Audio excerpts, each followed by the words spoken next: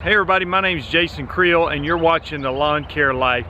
Today I want to try to make an appeal to some of you. Okay, just hear me out, but I've got 10 reasons for some of you that are mowing lawns to at least consider looking into the weed control and fertilization side of the business. And let me just start by saying, I have to be real careful in this, that I'm not anti-mowing lawns. I think that can be a great business, and you don't have to stop mowing lawns to get started in the weed control. But I do think that the weed control has a lot to offer, and so I'm not, this is not an anti-mowing lawn video. This is a pro weed control and fertilization video that you can do both at the same time. So I'm going to give you 10 reasons to at least consider expanding into the weed control and fertilization side of the business. Let's get started right now. And if you say, well, how would I ever learn how to do that? I want to say that we are putting on the 2020 Lawn Care Life Conference presented by Jobber coming up January 23rd and 24th. You can go to lawncarelife.com for information on that, where we teach people how to get started in weed control and fertilization. We have a whole day dedicated to that, and another day for those that are mowing and growing your business. We had some great people coming out and hanging the lawn care nut. Brian Shane from Top Notch, Keith Kalfas.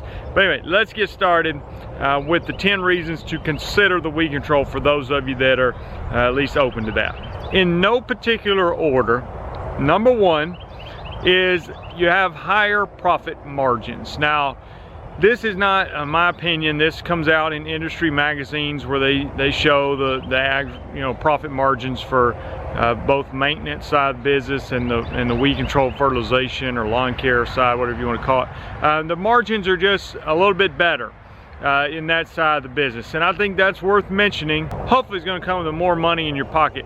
Now, let me go ahead and say this as a negative. To get to those higher margins, you got to have a lot more customers, because you're not, you might mow somebody's lawn 30 times a year or whatever it is, but you're not going to do 30 lawn treatments a year, so it's going to be a lot less. You got to have a lot more customers.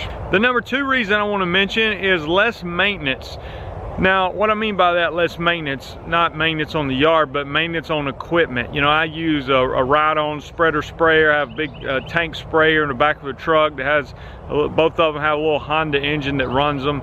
And there's very, very little maintenance involved in keeping those things going. So change the oil when it needs it, put gas in it when it needs it. It has a few grease fittings on both the ride-on spreader and on the spray tank, but there's really not that much to tear up, to be honest with you. Where on the mowing side, there is a lot of maintenance involved as far as greasing and sharpening blades and things like that, cleaning out your air filters, changing the oil.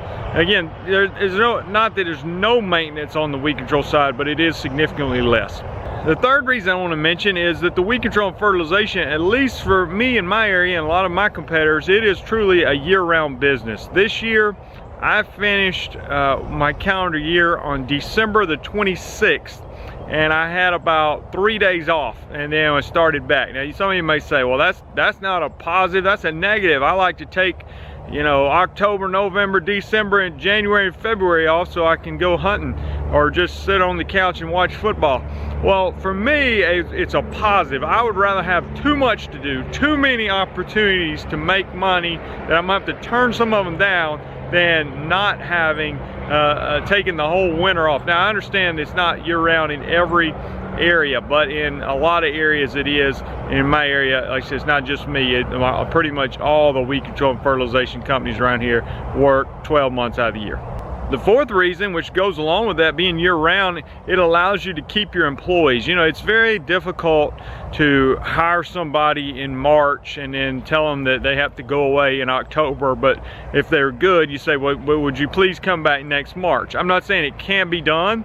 There's ways to do that, but it's not ideal, obviously. If you have year-round income that's steady, the chances of you being able to find and keep a better quality employee increase. So I think that's very much a positive. The next thing I want to mention is that you can actually pay your employees more, because they are making more money, because the profit margins are greater. You can pay them a higher amount of money and still be profitable. Now, I'm going to tell you just kind of an average day in the weed control and fertilization industry, and this isn't boastful or anything, it's just what it is. It's just a number. But I mean, it's very common that one person in one truck can generate $1,000 in revenue a day. Now, you say, well, there's a lot of businesses that make way more than that, and if they made $1,000 in a day, they'd be totally depressed. And it's not $1,000 profit. We got to understand that. That is just your gross revenue, and you got to spend roughly 20 to 25%. For me, it's been closer to 20% of your gross revenue comes out in the products you're using, the herbicides, the fertilizer, and then you got, you know, equipment, things like that. So I mean, it's not all profit. Obviously, if you're paying people, it's gonna cut into your profit significantly, but still, $1,000 a day with one person is significant. And I think sometimes, you know, it's hard to generate that kind of revenue in the mowing side of the business, certainly with one person. You can obviously do it with a larger crew, but with one person, I think that's a pretty good day. The sixth reason I want to mention to you is that this is an opportunity for you to expand your expertise. Maybe you think, I am the best lawn maintenance person in the world, or in my state, or in my city, or in my county, and maybe you are.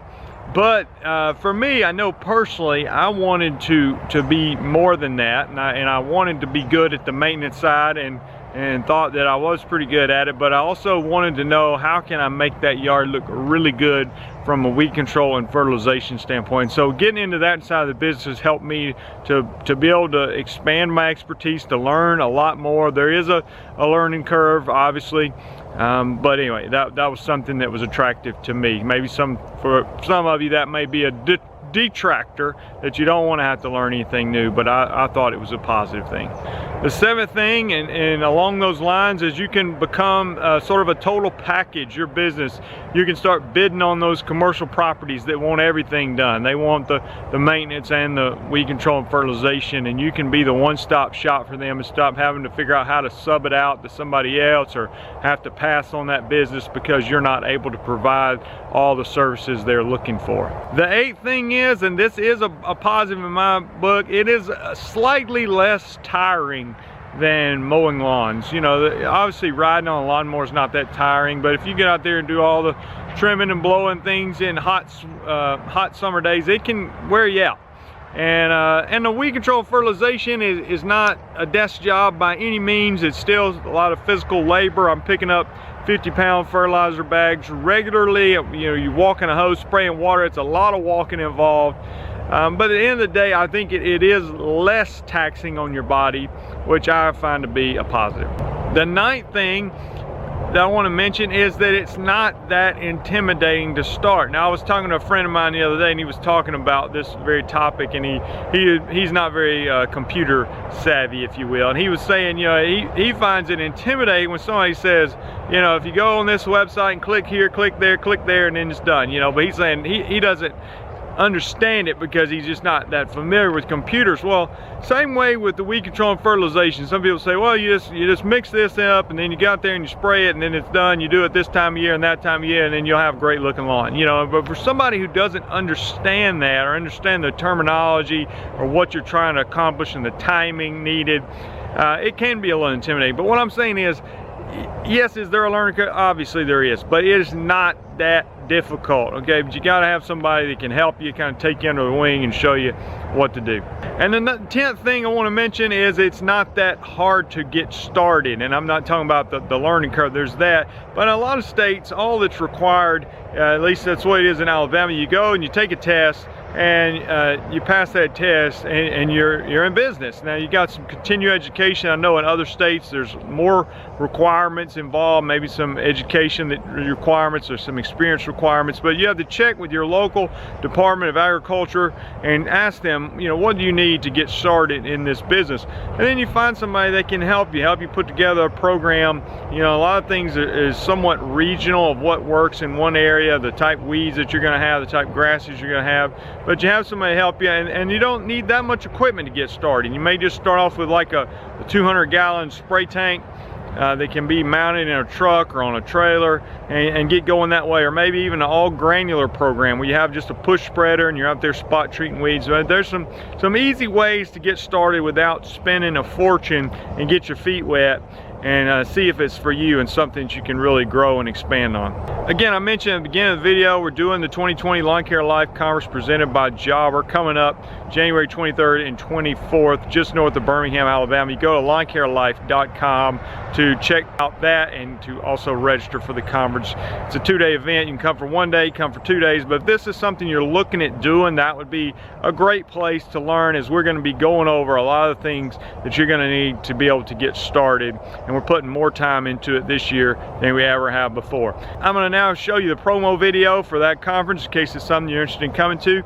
I'm Jason Creel. Appreciate you watching the video. Leave me a comment below and I'll continue to provide helpful content for you. If you want to subscribe, I'll talk to you later. Hey, this is Jason Creel. Let me invite you to the 2020 Lawn Care Life Conference presented by Jobber, January 23rd and 24th in Springville, Alabama, just north of Birmingham. Come see some of your favorite YouTubers, including Keith Kalfas, Alan Hain, the Lawn Care Nut, and Brian Shane from Top Notch Lawn Care. Have a chance to win some great prizes, including the grand prize, an Exmark 30-inch commercial push mower, the new X Series. Hope to see many of you January 23rd and 24th. I'm looking forward to it. I'd say there's no better place that you can go to get the tools you need to be successful. Like-minded people, good networking. I could not believe how many people were here and how awesome the conversations we had. I've learned a lot about growing my business more than anything here. I tell you what, this place could not be any better. We got a lot of great information, a lot of great speakers.